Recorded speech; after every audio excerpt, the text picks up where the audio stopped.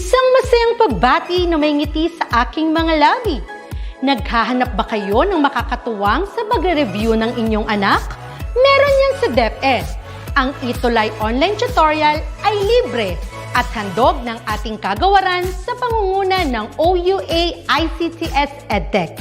Ito ay isang proyektong makatutulong sa mga mag-aaral, katuwang ang mga magulang o kasama sa kani-kanilang tahanan para masagutan at maunawaan ang mga modules. Hangad din ng programang ETUlay ang matulungan ang ating mga guro sa kanilang mga blended learning classes.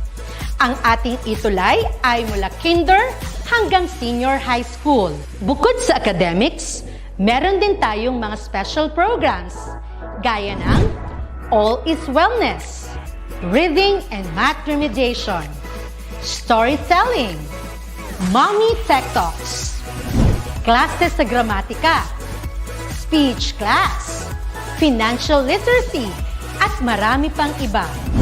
Pinalawig din ng ETUlay ang ating Alive program para sa mga mag-aaral mula grade 1 hanggang grade 3. Gayun din ay mayroon tayong ALS program at SPED tutorials na makasisigurong makakamit ng lahat ang inclusive education.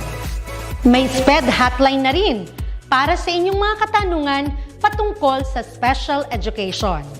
Kaya, subaybayan mula Lunes hanggang Biyernes, mula 9:00 ng umaga hanggang 7:00 ng gabi ang ating ETUlay.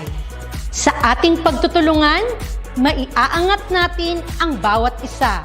Ating itutulay ang pagkatuto upang di mapigil ang pag-aaral ng kabataang Pilipino. Itulay natin ito, sulong edukalidad.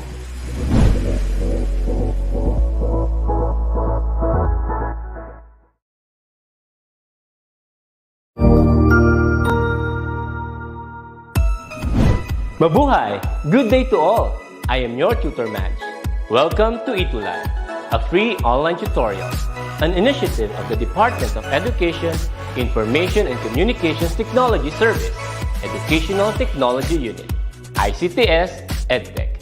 This program is aimed at helping and assisting learners from kindergarten, senior high school, ALS, Alive, and SPED learners.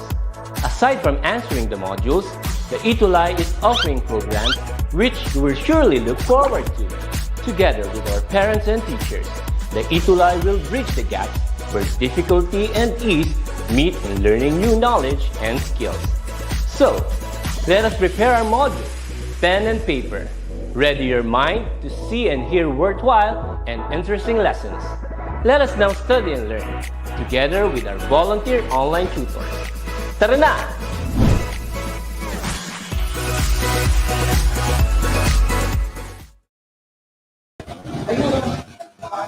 Ayan, so magandang hapon sa inyong lahat. Ayan, na-miss ko kayong lahat. Finally, nagkita rin tayo after 2 weeks, no? Sobrang tagal din nung huli tayo nagkita. So anyway, so magandang hapon sa inyong lahat. Especially ulit sa ating mga grade 6 students at sa lahat ng mga nanonood sa ating DepEd ETUlay online tutorial. So alam nyo na, pag every Friday is Mathematics Day. Ayan, so ako nga pala ulit ang inyong tutor ngayong hapong ito. Ako nga pala si Tutor Andre at kasama ko rin sa aking likuran ang ating direktor na si Tutor Prince at kami ang inyong mga kasama for DepEd ETUlay online tutorial for grade 6 Mathematics. So bago muna tayo magsimula ng ating live session ay hayaan nyo munang batiin ang mga manonood sa ating DepEd ETUlay FB page. Ayan. So, si Gwyneth Angeline Tolentino, good afternoon po. Watching from Aurora Quezon Elementary School, STO Quezon City. Ayan. Si Kevin Martin Doluntap, good afternoon po. Watching from Sorsogon East Central School, Sorsogon City. Grade 6 SSES Advisor, si Ma'am Jessica Ramiscal. Ayan. Si Aliana Bravo, good afternoon po. Watching from Gamu Central School, Grade 6 Mahogany. Ayan. Si Dayan Tuazon, good afternoon po. Si Flodifel Cruz, good afternoon po. Ayan. Si Francis Joseph Cruz, mula sa Rufino Cruz Memorial Elementary School, SDO Bulacan, District of Pulila, ng kanyang teacher. Sa math ay si Ma'am Melanie A. Cabarubias at ang principal si Ma'am Rio Bernadette Tovera. Siya ay grade 6 Venus. Ayan. Si Eds Lawrence C. Datuin, good afternoon. Watching from Basista Central School. Ayan. At sino-sino pa? Si Eliza Jane Atrihinio, good afternoon po. Grade 6 pupil watching from Malasin Elementary School, SDO City, Ilagan, Isabela. Ang kanyang advisor ay si Ma'am Joan Agustin Darbin. Ayan, good afternoon, Eliza. Ayan. Of course, nandito rin yung ating mga ibang mga students. Si Cassandra Bravo, good afternoon po, watching from Gamu Central School, grade 6 Mahogany, watching and listening to DepEd ETUlay. Maraming salamat. And of course, si Arian May Zacarias is watching today. Okay, so for our session this afternoon, so tayo ay nasa quarter 4, week 3 na ng ating grade 6 mathematics live session. At ang ating lesson for today is about solving problems involving water and electric consumption. Ayan. So, mahalaga ito na malaman natin kung paano tayo kumuha ng water and electric consumption, especially na sa pang-araw-araw natin na gawain ay gumagamit tayo ng water and electricity. No? So, titignan natin. So again, kami ni Tutor Prince, ang Prince of Math, at ako naman ang inyong math base, si Tutor Andre. Ang palagi ninyong mga kasama every Friday from 1 o'clock to 1:40 p.m. via our FB and YouTube pages, DepEd EdTech Unit, DepEd Tayo, DepEd Philippines, DepEd EdTech, at DepEd TV. Maraming salamat po. Okay. So again, salamat din sa ating mga division office for lending us the module that we are going to use for today sa ating development team. Maraming salamat po sa inyo, mga ma'am and sir. Ayan. So what are the objectives of the lesson for today? So at the end of the session, you will be able to read and interpret electric and water consumption.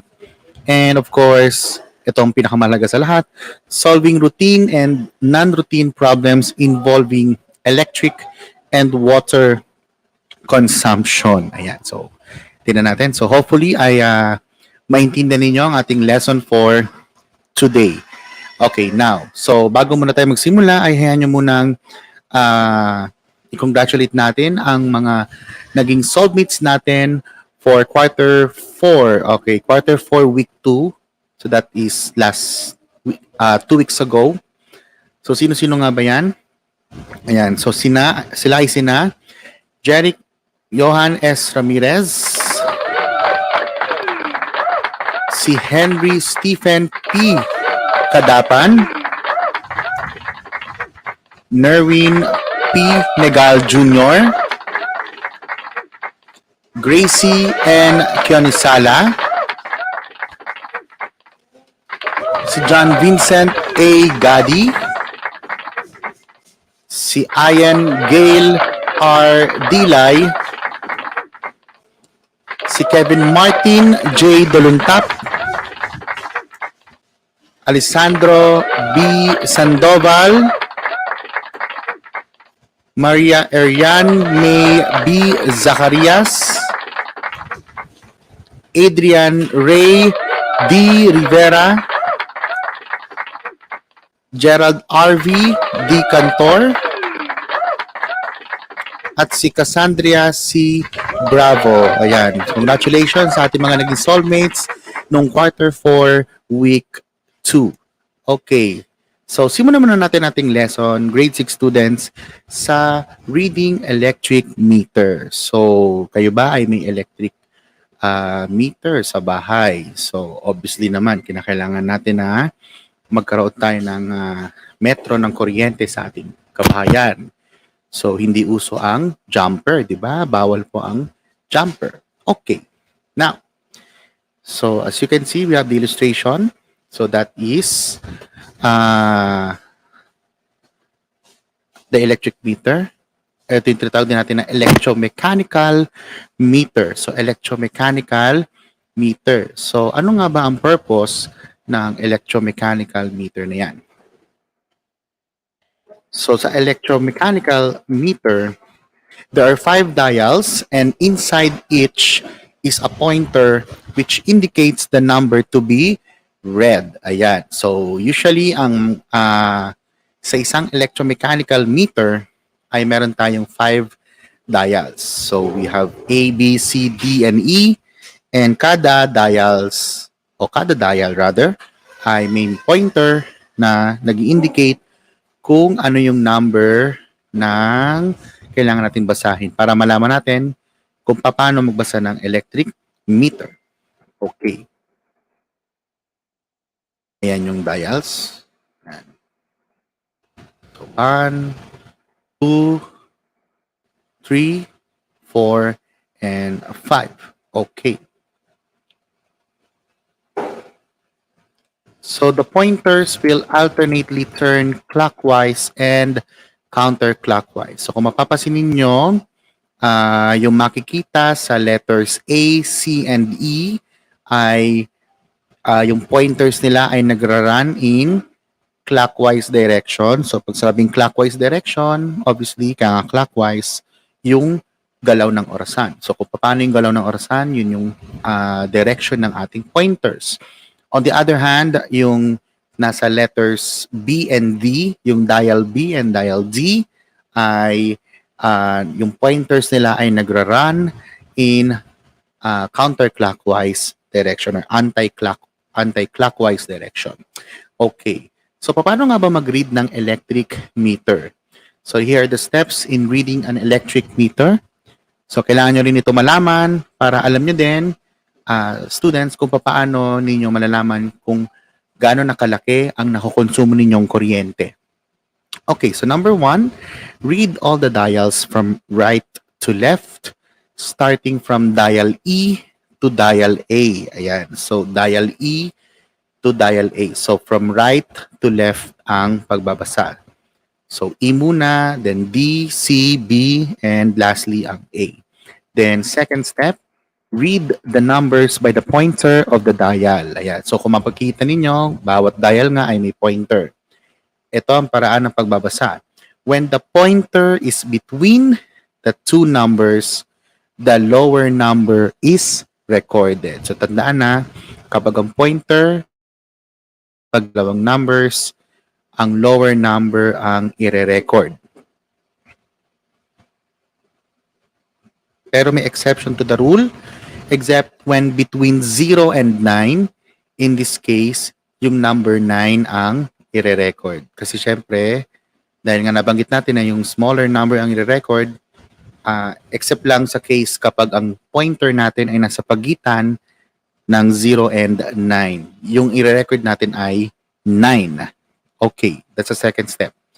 Then, third step is to if the pointer appears to be exactly on a number, check the dial to the right to find out the correct reading. So, i-check ninyo yung dial sa kanan nito para malaman ninyo kung ano yung tamang reading ng electric meter.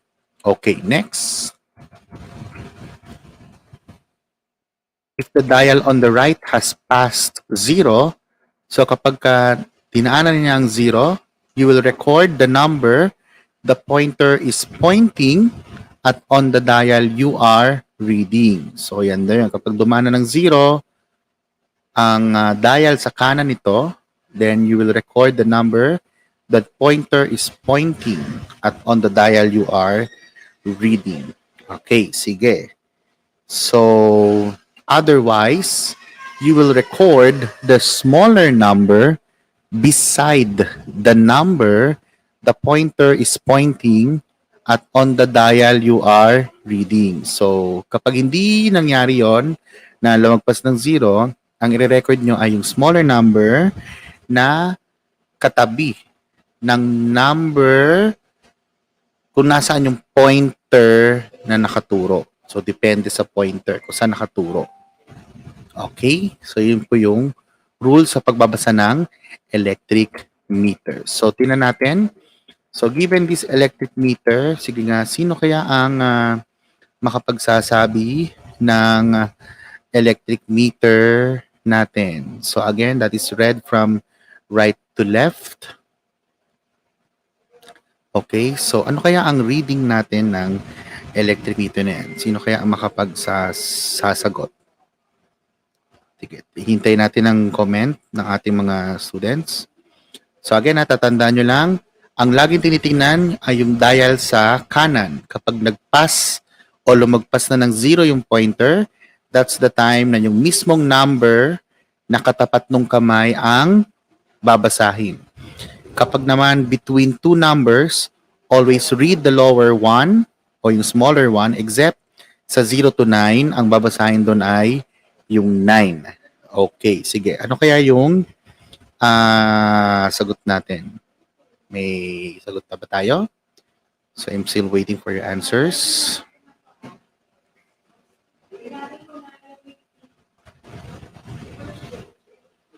Okay, so waiting ako sa mga sagot.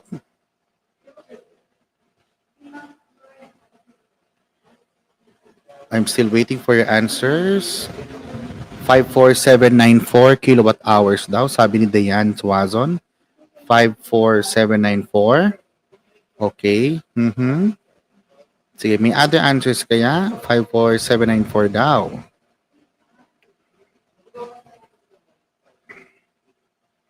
Okay. Baka may other answers pa aside from 54794. Okay, sabi din ni Nino ang 54794. 54794. Okay, sabi na, okay, so sagot ni Diana ay binaliktad niya lang, 49745. Okay, so many different answers, no? So, medyo may confusion lang ng konti. Okay, so, okay, sabi ni Kevin Martin ay 54794 din. 54794. Okay, sabi naman ni Gwyneth Angeline ay 53794. O, 53 daw, 794. Sabi ni Flodifel Cruz, 54794. Si Roxeline Adirolf ay 49745. So ano kaya ang tamang basa dyan? O what's the correct reading? Okay, so unahin natin again from right to left. So yung una sa letter E, that is 4. Okay, so 4, no? Then, sa letter D ay 9. Ayan, so bakit 9? Kasi almost nasa between 0 and 9 siya, no? But we will record the smaller one, no? Eh, kasi hindi pa naman nakakalagpas ng 0 yung pointer natin. Pero pag nakalagpas na ng 0, ibang basa natin doon. So, 0 na. Since hindi pa naman siya nakakalagpas, so 9. Next, sa letter C kaya, ano kaya nasa letter C? Of course, letter C is, you have 7. Okay. So, ganun din sa C, 7. Okay, dito tayo nagkakatalo, no? Kasi may sumagot ng 54794, may sumagot ng 53794. So, ano kaya ang tamang sagot sa letter B o sa dial B? Okay. So, bale, ang sagot natin dyan, actually, believe it or not, ang sagot dyan ay 3. Okay. O baka malito kayo. Bakit nga ba 3 ang sagot? Kasi, kaya 3 yan dahil yung nasa dial C, hindi pa naman nakakalagpas ng 0. Ayun, hindi pa naman papunta ng 0 yung ating pointer. Pag nakalagpas ng 0, it means the dial shows it's between 0 and 1. Kaya kahit nakatapat sa 4, yung pointer natin dun sa dial B, yung 3 pa rin ang babasahin. Ayun. So, hindi pa kasi nakakalagpas ng 0 yung sa pointer C. Di ba sanabi ko sa inyo, titinan niyo yung dial at the right. So, ang basa natin sa dial B ay B. Ay, 3 rather. Sorry, 3. And of course, sa dial A ay you have 5. So, therefore, the correct meter reading is 53794. Ayan. So, yun po yung tamang sagot. Ayan. So, very good. Sina Nino Ang. Ayan, si Eliza Jane Atrihino, 53794. Okay. So, hopefully, naintindihan nyo na po ang tamang sagot. Yes, tama ka, Nino Ang. Very good. Okay. Let's proceed to the next. So sana may ninyo ang pagbabasa ng meter. Okay, so let's proceed to another practice. Sige, practice tayo. Let's have this practice number 1. Ayan. So ano kaya ang correct reading niyan? Sige nga. Ano kaya ang tamang reading ng given electric meter? Sige, sino kaya ang makapagbibigay sa akin ng tamang sagot?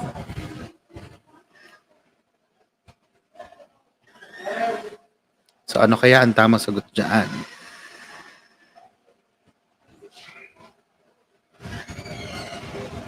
Anyone? Sige, I'll be waiting for your answers. Titingnan natin. Okay, sabi ni Gwyneth Tolentino ay 07415. 07415. Okay. Sabi ni Flodifel Cruz 07515. So talagang nagkakaiba. Medyo nagkakaiba ng mga sagot. So sige, hintay pa tayo. Okay, sabi naman ni Nino ang 07415. Sabi ni Cassandra Bravo 07415. Ganon din si Diane Tuazon, Adrian Ray, Eliza Jane. Si Eliza Jane naman ay 07515. Si Trisha Lorraine Paguyo 07415. Roxeline Adirolf 07415. Sige. Say natin ha. So again. So the first one, so right to left muna tayo ha, my dear students. So sa dulo muna, so you have 5. Of course, sakto. Then next is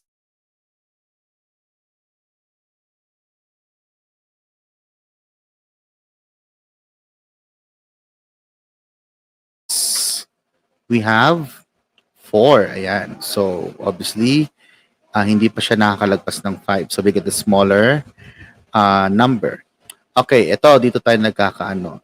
So technically, believe it or not, the answer to this one is 6. Okay, bakit po 6 ang ating reading dyan? So same reason din, katulad din yung reason natin kanina. Kasi yung do sa may dial C o yung pangatlong dial ay hindi pa naman nakakalagpas ng 0. So similarly, we will take the number before 7. Kaya, ang ating reading dyan ay 6. And of course, the last one is 0. Okay, so you have 06415.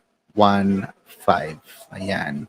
So hopefully, my dear students, ay hindi kayo malilito sa ating session. Ayan. So tama na si Nino Ang, si Cassandra Bravo, 06415. Okay, sige. So hopefully, naintindihan nyo na, my dear students. Sige, let's have another one. Okay, baka kailangan pa ng more practice. Okay, sige. Ano kaya ang tamang electric meter reading dyan sa nakikita niyo sa screens? Ayan. So we have what? Ano kaya ang tamang electric meter reading natin? Yes, tama si Nino ang nakakalito po, teacher. Pero pag practice, kaya na po. Oo, kailangan talaga. Sabi nga, more practice para lalo kayong maging correct ang tamang sagot. Hindi kayo malilito. Okay, sabi ni Cassandra Bravo, 24128. Sabi ni Kyle Joseph Tubaon, 24128. Adrian Ray Rivera, ganun din, 24128. Okay, so I think nagkakaisa sila. Ganun din si Diane Tuazon. Okay, ganun din si Nino Ang, 24128. Flodifel Cruz, 24128. O sige, Trisha Paguyo. Tingnan natin kung tama. So again, at the right, muna tayo. So nakatutok sa 8. So you have 8. Then, okay, kung pointer natin ay nasa 2 and 3 between. So we get a smaller one, that's 2. Then, ganun din, yung 1 and 2. So that's 1. Then, yung next one ay 4. Okay, tama. Kasi nasa pagitan pa. Hindi.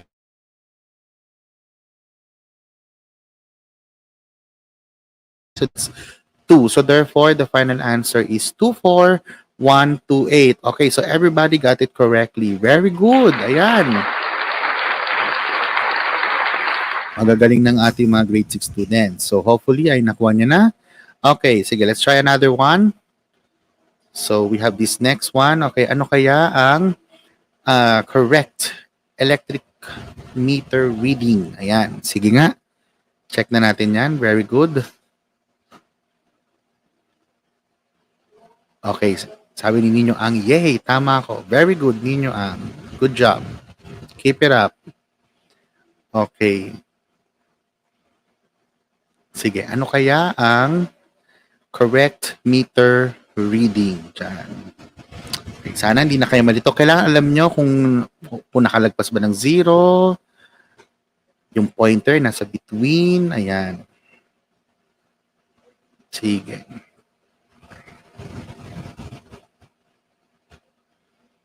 Ano kaya ang tamang sagot? Okay. Sabi ni Cassandra Bravo 03487. Sabi naman ni Eliza Gina Trujillo 03486. Okay, sabi naman ni Kyle Joseph Tubaon 03486. Ganun din si Eliza Jane Atrihino. Sabi ni Adrian Ray Rivera 03486. Cassandra Bravo 03486. Same with Eliza Jane Atrihino 03486. O sige, check natin na. Sige, so tignan natin. Sana ay makuha ninyo yung sagot. Okay, so again, simulan natin sa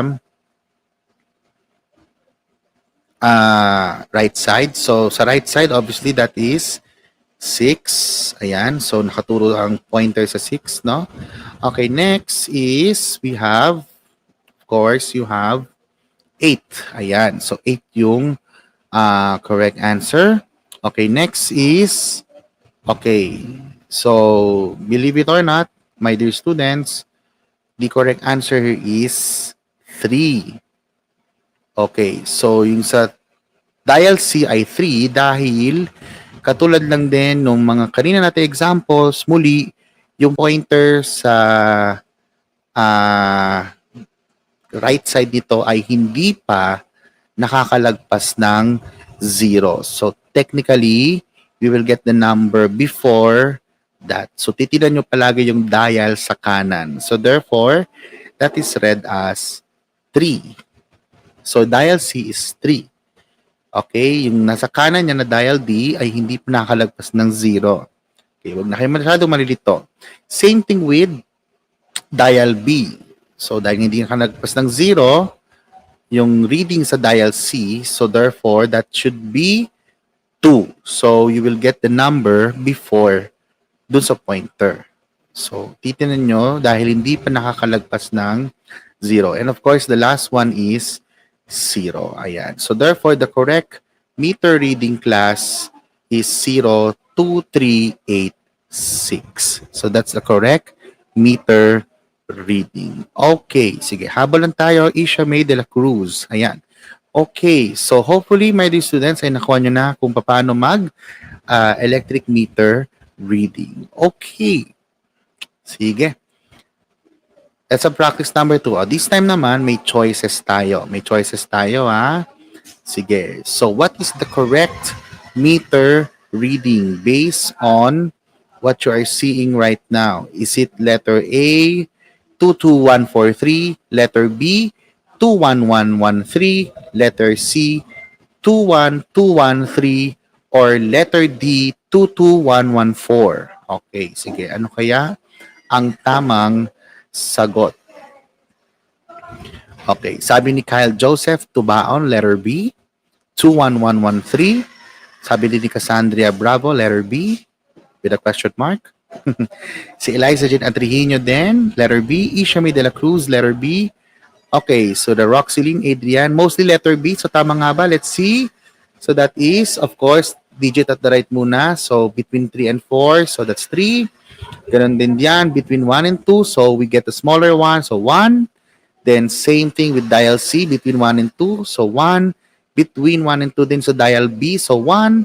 And between 2 and 3 sa dial A, so that's 2. So therefore, the correct answer is letter B, 21113. Ayan. So that's the correct meter reading. Okay, next, let's proceed to number 2.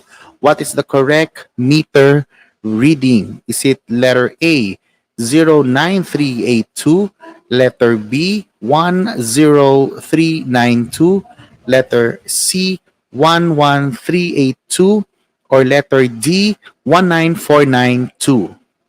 Okay, sige, I'll be waiting for your answers. So again, what is the correct meter reading? Sagot ni Cassandra Bravo ay letter A. Ganon din sina Kyle Joseph, A. Eliza Jane, A. Kevin Martin, Duluntap, A din. Isha May, letter A. Okay, so mostly naman letter A. Sige, sina Diane Tuazon, Roxy Lynn, Kevin Martin. Okay, letter A nga. A. Dylan Ray. Tignan natin kung tama. So let's start again from the right. So reading from right to left. So una, so obviously between 2 and 3. So technically we get a smaller one. So 2. Okay, so ganoon din dito. So take note. That's 8.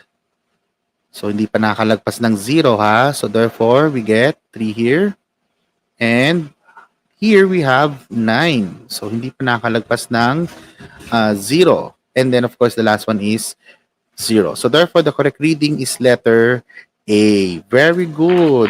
Ayan. So 09382. Okay. Next. Now, after we read electric meter, let's now solve problems involving electric consumption. Sige, tingnan natin kung naintindihan ito. Okay, let's have this word problem. Jose made a record of their 3-month electric consumptions. The initial reading was 973. Okay, kWh stands for kilowatt hours. So kilowatt hours. So for January, we have 1,120 kilowatt hours. February is 1,353 or 1,353 kilowatt hours. And for March, we have 1,512 kilowatt hours. So take note ha. So you have the given problem. The question is, assume that the basic charge for the first 30 kilowatt hour is 120 pesos and an addition 6 pesos per succeeding kilowatt hour. So sa unang 30 kilowatt hours daw, ang babayaran mo ay 120 pesos, then magdadagdag na ng 6 pesos sa mga susunod na kilowatt hours or kWh. The question is, letter A, how much did Jose have to pay in each month? Letter B, in what month did he pay the largest? And also, in what month did he pay the least? For letter C, what was the average monthly consumption? So, isa-isayin natin yan. Okay, let's start with the given. Of course, we all know that the given are the following. Ayan, shown on your screens right now. So, make sure that you all know the given information. Okay, then, needed question there, of course. How much electricity was consumed in each month? So, kinakailangan alam mo o alam natin kung ano yung nagastang kuryente o yung nakonsumo rather na kuryente sa kada buwan. Okay, so again, paano natin malalaman yung nakonsumong kuryente sa bawat buwan? Okay, so therefore, you will make a table there. So you indicate each month. Then you have there the electricity consumed in kWh or kilowatt hours. Okay, so how do we determine the electricity consumed in January? So para natin malalaman. So to know or to determine the electricity consumed in kilowatt hours for January, what we're going to do is to subtract the present reading from the previous reading. So for January, of course, kung January ang consider natin, the present reading is 1,120 kilowatt hours. And of course, the previous reading is the one before January, which is the initial reading, yung 973 kilowatt hours. So therefore, we subtract 1,120 kilowatt hours by 973 kilowatt hours. So that is 147 kilowatt hours. So that's the electricity consumed for January. Okay. Then how are you going to determine the electricity consumed for February? So paano nyo malalaman yung nakonsumong electricity sa February? So anong gagawin niyo? So same thing. So we will do the subtraction. So we subtract the present reading by the previous reading. So yung present reading is of course yung sa February, which is 1,353 kilowatt hours. And for previous reading, we have for January, that is 1,120 kilowatt hours. So therefore, we subtract 1,353 by 1,120. So that is 233 kilowatt hours. And lastly, we do the same thing with the March. So for the electricity consumed in March, we just subtract 1,512 by 1,353, and therefore we get 159 kilowatt hours. So therefore, that is the electricity consumed in each month. Okay. So let's proceed to the next. Let's answer each question. The question is, how much did Jose have to pay in each month? So, magkano ang kailangan bayaran ni Jose sa kada buwan? Okay, so to know the answer to that question, anong kailangan natin gawin? Of course, we consider this given.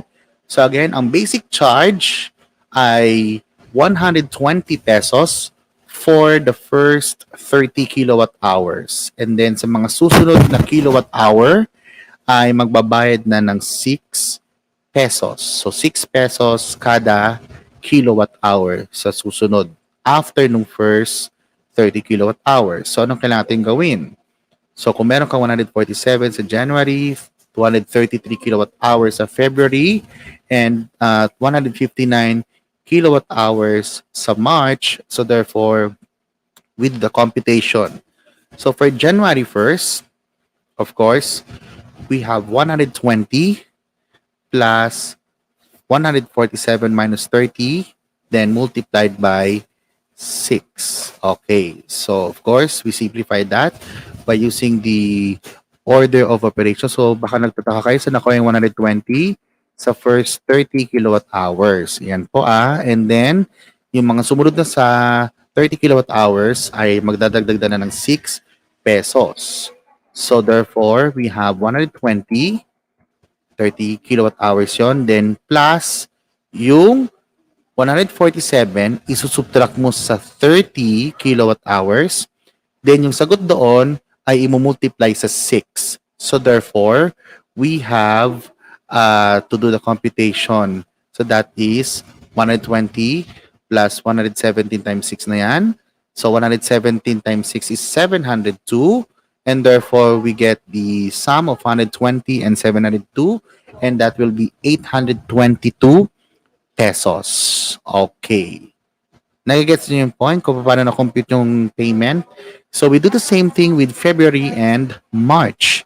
So for February, we have 120 pesos. Again, first 30 kilowatt hours.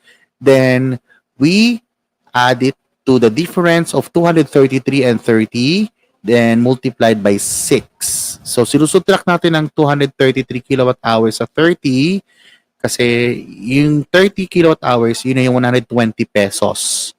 So yung mga sumunod nga sa 30 kilowatt hours ay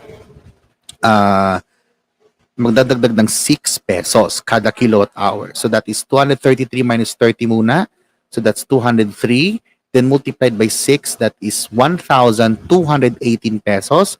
Then add it from 120. The result is 1,338 pesos. Okay. Then for March, similarly for March, that is 120 plus the difference of 159 and 30, then multiplied that by 6. So we subtract 159 by 30, that is 129. Then multiplied by 6, so that is 774. Then we add it from 120, the result will be 894. So therefore, 894 pesos ang babayaran sa March. Okay. So therefore, let's have the next question. So nasagutan na natin ang letter A questions. So how much did Jose have to pay in each month? So for January, he will pay 822 pesos. For February, that is 1,338 pesos.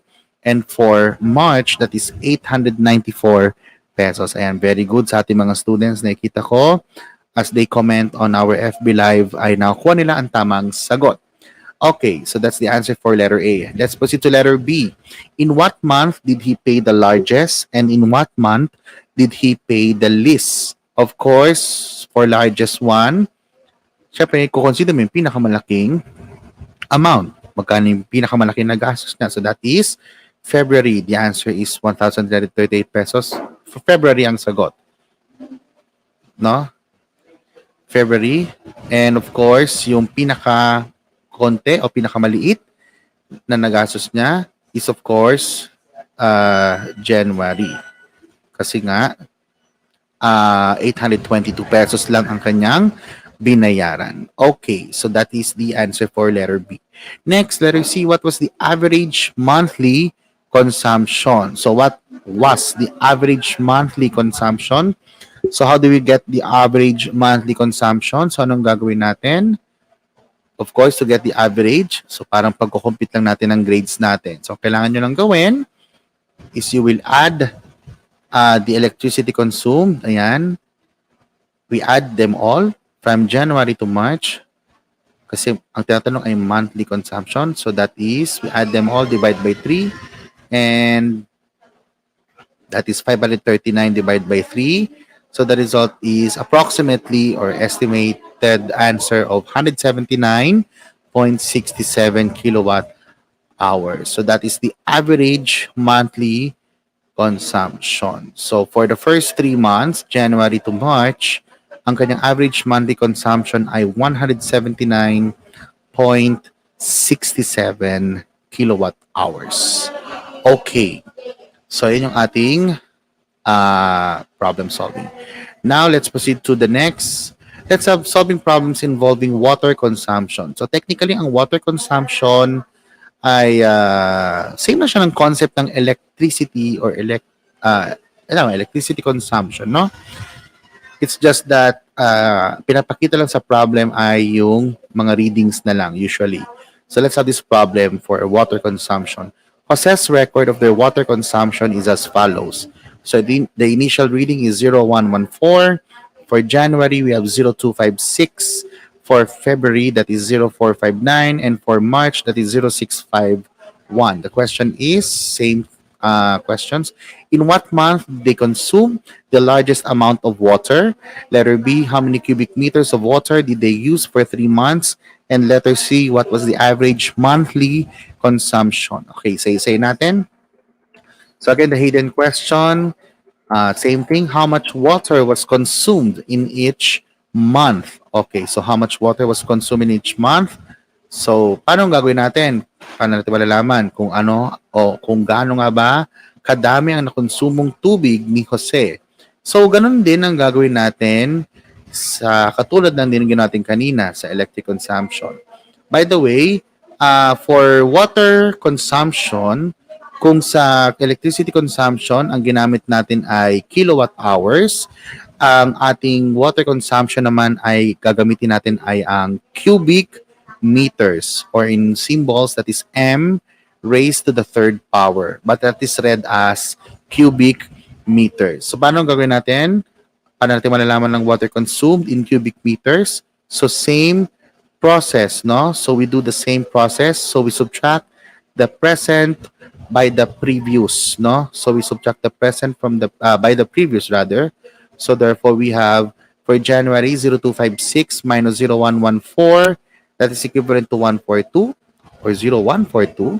Same thing with February. So that is 0459 minus 0256. So that's equivalent to 203 or 0203. And for March, that is 0651 minus 0459. That's equivalent to 192. Ayan. Good afternoon po. Ma'am Sai. Ayan. She's watching po. Hello po, Ma'am Sai. Ayan. So, 192 ang sagot. Okay. So, therefore, yan yung kanyang water consumed for each month. Now, let's answer the question. In what or in what month did they consume the largest amount of water? So, ano yung pinakamalaking amount? So, obviously, that is February. So, because we have 203 cubic meters. Then, for letter B, how many cubic meters of water did they use for 3 months? So, anong gagawin natin dyan? How many cubic meters of water did they use for 3 months? So, ang gagawin lang natin, we just simply add the three data there. So we have 142 plus 203 plus 192. So therefore, we have 537. So the correct answer is 537 cubic meters. So that's how to compute for letter B. And for letter C, what was the average monthly consumption? So, same process, just like what we did earlier. So, ganun din yung gagawin natin. So, we just simply add the 3 and we divide it by 3. So, 142 plus 203 plus 192. So, we all know that is 537. Then, i-divide mo na lang sa 3. So, 537 divided by 3. So, that is exactly 179 cubic meters. So the correct answer, my dear students, is 179 cubic meters. Okay. So let's practice. Ayan, kaya pa ba? May oras pa ba tayo? Okay, sige. Short time lang. Sige. So, given the readings or the water readings, compute for the following. So you're given each month from January to April. So fill in the missing information. So pwedeng nawawala yung previous, pwede rin yung current, pwede rin yung water consumed in cubic meters. Okay, so paano natin malalaman ang sagot sa bawat month? Okay, so mabilis na lang tayo since lapit-lapit na tayo matapos. So for water consumed in cubic meters, what you're going to do is to subtract the current or the present by the previous. So that's 2124 minus 2062. So that's 62. Okay. Then for the next one, for February, okay, how will you determine the answer to that? Okay, so for previous, so ang gagawin nyo lang para malaman ninyo, for February, we just simply add of course, I would just simply copy the current, syempre, 2124 in yung previous, ngayon, ng February. Yung current ng January, yun yung magiging current ng, yung current ng January, yun yung magiging previous ngayong February, syempre. So, 2124. So, we therefore subtract the current from the previous. So, that is 2153 or 2153 minus 2124. So that is 29. Okay, then similarly for March, that will be what? 2153. So we just simply copy the current in February. So 2153. So given the previous now, 2153, and the current, 2188 for March. So to compute for the water consumed, we just simply subtract the current from, by the previous. So 2188 minus 2153. So that is 35. So 35 ang tamang sagot. And of course, for April, we just simply copy the current. So 2188. But this time, current ng March, yun yung sa April na previous, no? So therefore, we just simply compute for the current. Since given ka ng water consumed, 44, and of course, you're given the previous reading for April. So how do you determine the current reading? Of course, to determine the current reading, we just simply add. Ayan. So we will add the previous reading by the water consumed. So that's 2188 plus 44. So the result will be 2232. Okay. So that is the correct answer. Ayan. So very good yung ating kids, yung ating grade 6 students. So sumasagot sila sa ating live FB page, FB live rather. And they are getting the correct answer. Very good. Nabati ko kayo ng congratulations for that. Okay. And that's the end of our lesson. So before we end, we have your homework. So this is for quarter 4, week 3. So again, in answering the homework, please use the hashtags. Hashtag Math6 Q4 week 3. So week 3 pa lang tayo. And of course, please also use the hashtags ETUlay level up. Kakadikit po yan na lahat. So ETUlay level up. And again, please do mention us or itag nyo kami ni Tutor Prince once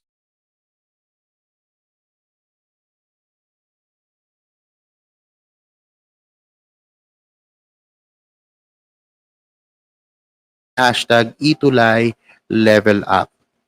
Para madali na makita ni Tutor Prince yung mga sagutin nyo. Okay, so again, given the table for the months January to April and the water consumed in cubic meters, 62, 29, 35, and 44 cubic meters for each month respectively. So please do answer the following questions shown on your screens right now. So napakasimple lamang ng inyong homework. So hopefully, masagutan nyo na siya.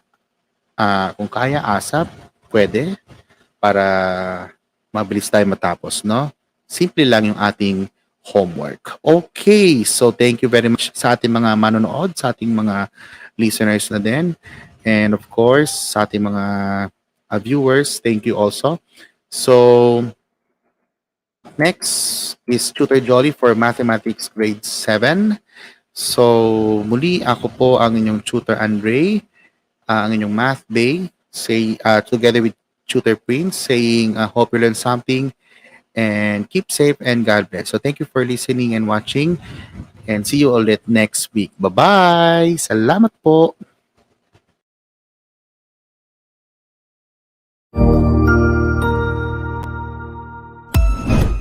Ang husay naman! Natapos mo ang iyong tutorial session kasama ang iyong mahusay na ETUlay tutor. May bago ka bang natutuhan? I-share na yan gamit ang hashtag ETUlay level up. Huwag aalis ha, dahil may susunod pang programa na pwede mo ring panoorin at salihan. Dahil naghihintay na ang iyong mga tutors. Happy learning dito sa ETUlay!